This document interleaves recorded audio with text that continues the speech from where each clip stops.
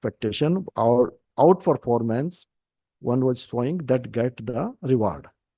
So that is the so the employer expect from the employee to get the routine things done. Besides this, like one has to drive, self-motivated, and collaborative for and respect for self and others. Few things these has one has to the expect, and the one another is that the person be dependable. So dependable means trustworthy, the credit worthiness. One can rely, the his boss can trust on him, because the senior officer has so many things to do. He can't go eat and every paper minutely. So he has the team on which he could rely. So when the paper comes, he could sign it easily on the face value of that person. So that kind of the trustworthiness, only positive attitude. The employee one had the positive approach. He is not everything's proposal comes and he deny. No, one has to have the positive approach and spread the positivity in the organization, in the team also. Same discipline, punctual means deadline. One consider the timeline also. So, and help others means building the teams. A leader is called the leader only when he build his own teams and develop the people and desire to grow and build a relationship. On the basis of these, the one can get the good team. If you will prepare the good team, you will get the good team, because whatever you are giving to others, you are getting the in reverse. Communicate effectively with clarity. Role clarity is very important. Team role. If you have the four member, everyone has the clarity in their roles. So there's no conflict and no complexity. So and another self-motivated and learn from the mistakes. One has to be capable to learn from the mistake and accept the mistakes, because it's a big thing to accept the mistake I have done. So he can learn from the mistake. If not accepting, he is not learning from that mistake. First has to accept the mistakes and then can correct his mistake to accept that and learn from that. So the that is kind of the expectations of the organizations, and to deliver the results like the timeline deadline, and that's all. Fantastic, Dr. Nepal Singh ji. So, when we sum up from this discussion here and the summation by Dr. Nepal Singh, it is going to be when, as part of the private sector, it is rarely happening. So, it is the as like in the give and take. When you are there, the regular activities you have been hired, that is the apart. You are paying regularly for that. When your promotion, when your the appraisal, and when you are posting to the another location, another jobs, that is depending on the learnability, the trustworthy, because the banking system and banking job are very risk oriented. That is a financial matter. The trustworthiness is there, so that's why the expectation of the organization are different. The same level of the expectation can be generated into the private sector to even the private banks are, we are talking about the other like the it is the manufacturing sector, it is the service sectors, which is not as part of the like banking one. So there your the innovative the practices into the banking system, that is going to change your whole concept at the end when we empowering the HR through the people manager platform. So through your practices and the client practices in your organization, you can empower your organization too. So what the ultimate workforce required, the skilled, reskilled, upskilled, ultimately that must be on the expectation of the organization. That is the most important activity and function for the HR professional to be developed and dwell into the organization. Now, when it is come to the expectation, we have been understood about from the government to the bank especially, and then it come to the when it come to the for especially to the Dr. Nepal Singh, the innovative L&D practices, how it look like for the your perspective in short. So we I want to know about it, how it look like actually the innovative practices are what. The public sector banks have innovated well, and in last decades implemented so many new things in the banking sector to update their employees. Like in our organization, we have to improve, to revamp our training system. We have set up a training advisory committee, which is headed by the chair, MD. And we have put one external member of some reputed management institute, which give us some input. And another point was strengthen our training infrastructure, develop faculty development program arranged for outside faculties, outside institutes, and selecting domain faculty, and also adopted the structural changes in the organization. We have brought the verticalization in the organization. So, mean specialization category one is not in generally what special category verticalization have been created in the organization, and framing the training policy, the best in the uh, looking after the all the banks and practices and policies. On the basis of that, the best things have been put and been implemented or brought in the policy. With the newly recruited and the probation have been implemented the mentor-mentee concept in the real, which help a lot to the newly recruited employee to groom them in short span, and empanelment of the external institutes to provide the training and to management training, to us technical training, to our employees, induction training, and deputing the more and more employees to external institutes. Like because we don't want to be whales in the frog, we have to look outside what's happening. So peer industry, peer organizations, and cross sectors, cross industries, what's happening, what practices have taking place in the different implement 360-degree also have been able to for the improvement of plan to develop their development plan of the employees, and uh, competency exercise have been taken for senior people, and to identify their best attributes, and transfer of knowledge to the seniors, like the grooming through the assigning a mentor and mentee, alignment of the training policy, training aspect, training calendar as per the business corporators goals, business thrust. So the training alignment has been made accordingly and training imparted. We are not counting the numbers. We have really transferring the people, transforming the people, what they have learned and what they are implementing at the desk. That kind of the environment have been provided, given in the organization at the training center. Focus on the evaluation part also, which is called the ROI. Field have a kick by tick model have been trying to first or two levels, and ROI we can't say that we have measured the ROI because it was very complex in the beginning. So we have focus on the evaluation part of the what how it is affecting the program, how it affecting the faculty, the effectiveness of the faculty, and effectiveness of that program on the training at the workplace of the employee, and implementing the learning management system, online trainings, self-paced trainings. So role-based training have been implemented. Use the technology in the training systems, and the people can learn through their own themselves as per their requirement, as per their interest, as per their competencies.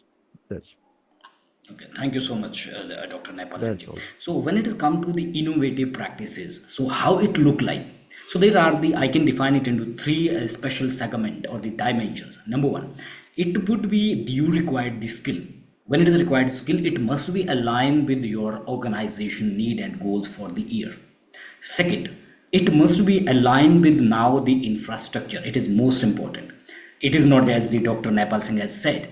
Private sector, especially focusing on the numbers, we have been delivered the such number of the trainings, but it not be there. It should be at the outcome of the learning, delivery, expectation to their jobs required. Third one, it is about now that how the technologies are there, how you can go beyond to the sparing of your time into the work, so that there are after hours the self-paced learnings are also there. Some the recorded training would also be there, and ultimately it is the evaluation is most important. And in that evaluation, the third party overview must be there so that you can align. Similarly, the practices our private sector, it is they have the constant train for the expenses, but some initiative you can take up. Now there are the AI also, you can utilize that. You have the internal the expertise who have the old people into organize their experience. You can also align those learning to the new hires, new generation, so that you can cope with the actual workforce, the skilled workforce you required. So when it is come to the part, we have been now understood from the government sector that the innovative learning practice. And finally, I would ask to Dr. Naipal Singh that the when it come to about or it come about the HR challenges, that especially to initiate the innovative L&D practices, hurdle, and what are the solutions?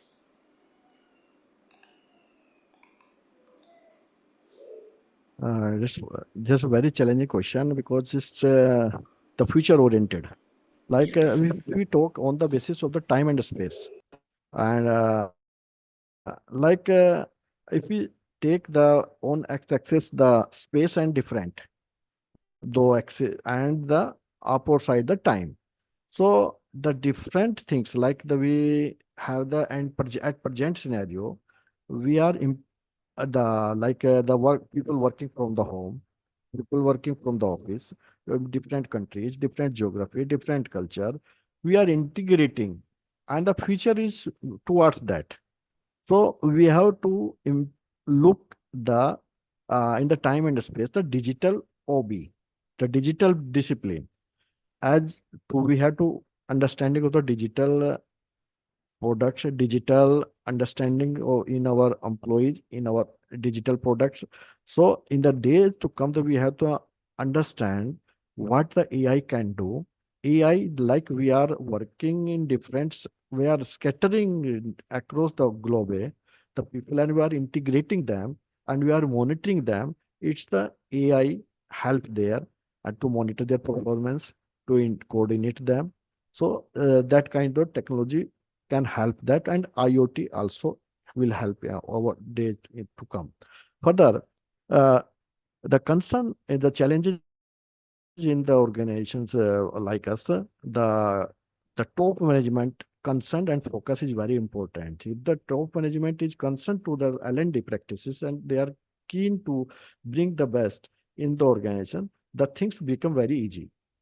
Similarly, we have to being the public sector or government stakeholder, we have the so many compliances like the regulators. We have the regulators. We have the compliance of vigilance. We have the CBI like that. We have to comply their guidelines also. So to procure anything, so we have to follow the process. We are binding with the process. We can't go in haphazard. It consume time.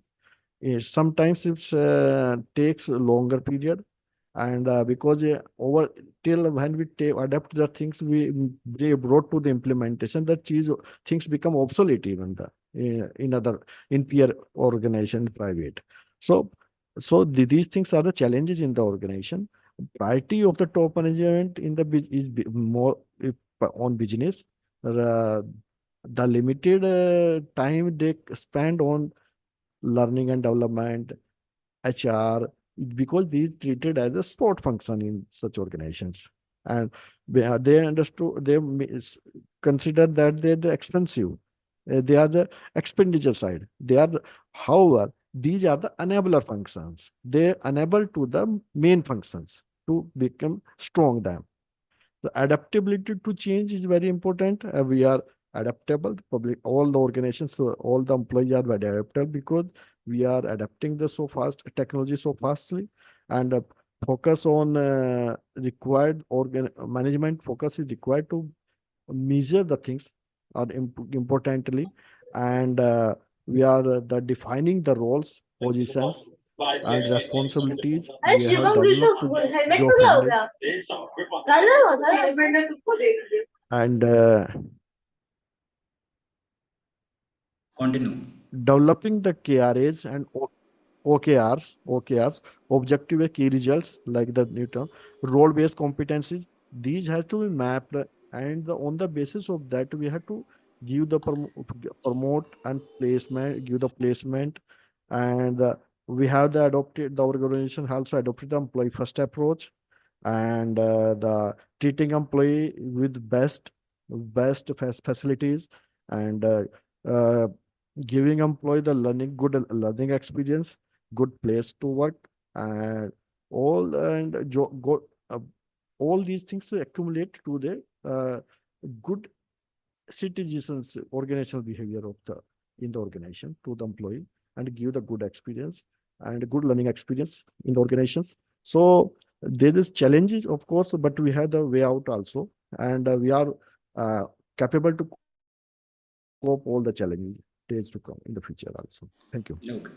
Thank you so much, Dr. Nepal, for Singh ji, for delivering this great insight on the innovative practices into the public sector organization as part of the era of the AI. However, when it's come to the artificial intelligence, that can helping us into the short part of the working and smoothing it. But when it is come to the delivering the results, when we are dealing with the people, you have to initiate your own practices.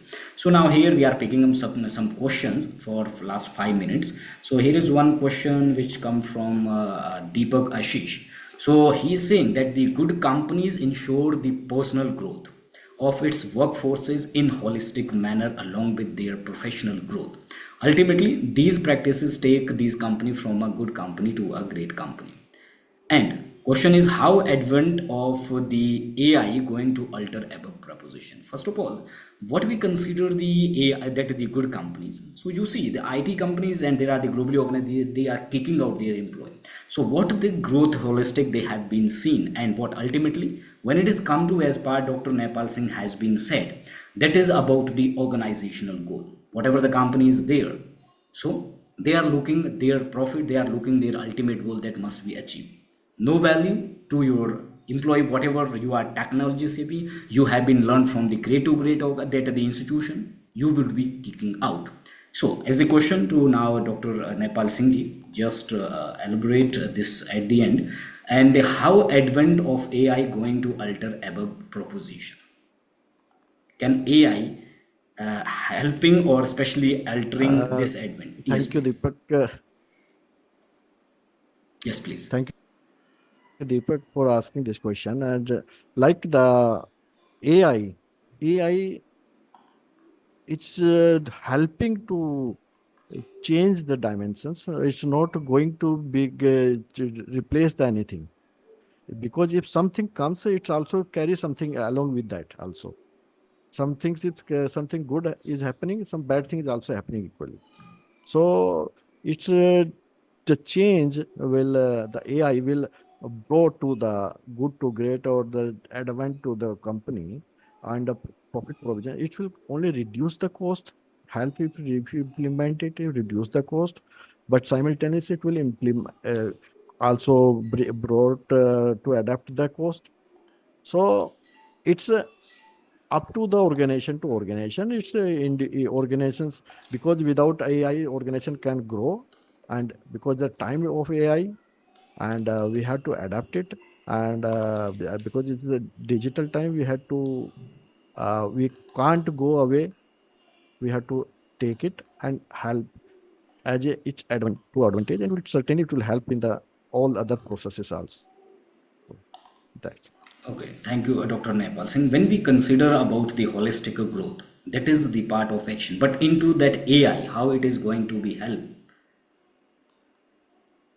It is making the organization their expensive, which on the holistic growth or individual, the personal growth, they are picking the like the trainings we have been discussed, the outside 70/20 and the 10, the 10% of the model into the learning and development. So AI is helping into that background work of the organization like preparing of documentation part then analysis part, so that is going to be little bit that helping to the background jobs, but in part of the holistic trainings and developing that holistic growth, it is helping into that, not going to be as part of the downsizes it as part of only to the cost, it is going to be helping them, but other side it is helping in all the way to the organization when the AI is there. So is there any other question by any member so they can ask in the chat box?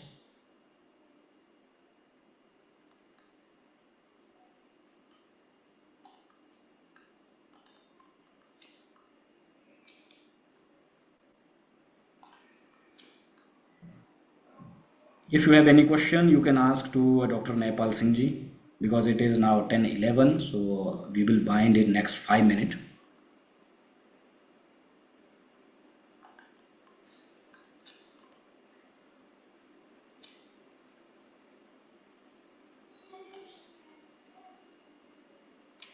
Okay, so I consider there are no question, only one question which has been asked by Deepak Ashish. So thank you so much, Deepak Ashish, for asking this question.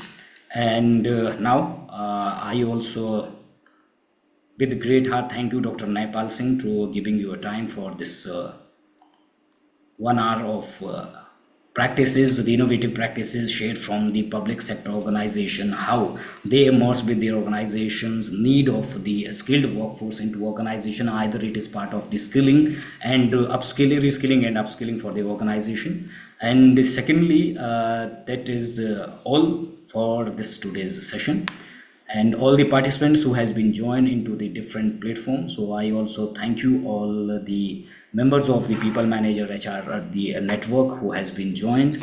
And similarly, the weekly basis these sessions are going to be happen, and we will also welcome you for that the information we are going to share with you. Thank you so much, everyone. Thank you. Thank you very much. Thank you, everyone. Thank you. Thank you very much. Thank you, everyone. Thank you so much. Have a great day ahead. Thank you so much. Thank you so much, everyone. Saraswati, and thank you, Dheeraj Chobe. Thank you. And it is not a great now. It is the Sunday. Tomorrow, the Monday. You have to go to the office. So thank you so much, everyone.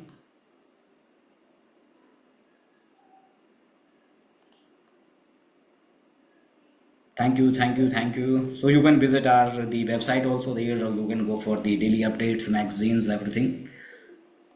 Thank you, everyone. However, this video is going to be reached to you possibly by tomorrow afternoon on email, so that you can learn from these insights if you do not have been made the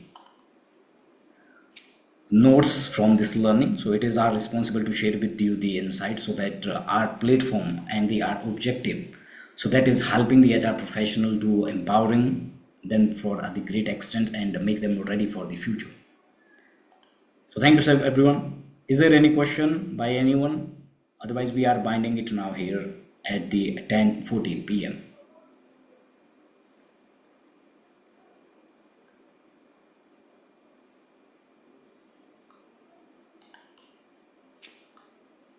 Okay, thank you so much, everyone, and good night.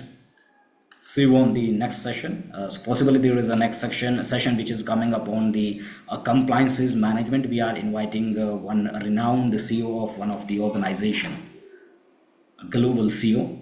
So possibly the information would be come through the email to all the members of the People Manager HR network. And those who are not members so far, you can go to our website. And secondly, we will share with you through email where you can check out and become the member. So there have the multiple holistic learning opportunities for you, and where the new one of the mentorship program we are going to be start. And weekly basis there would also be the thought leader we are inviting for the these types of the discussion and learning community meet. So this is all about from this today's session. So thank you so much and good night.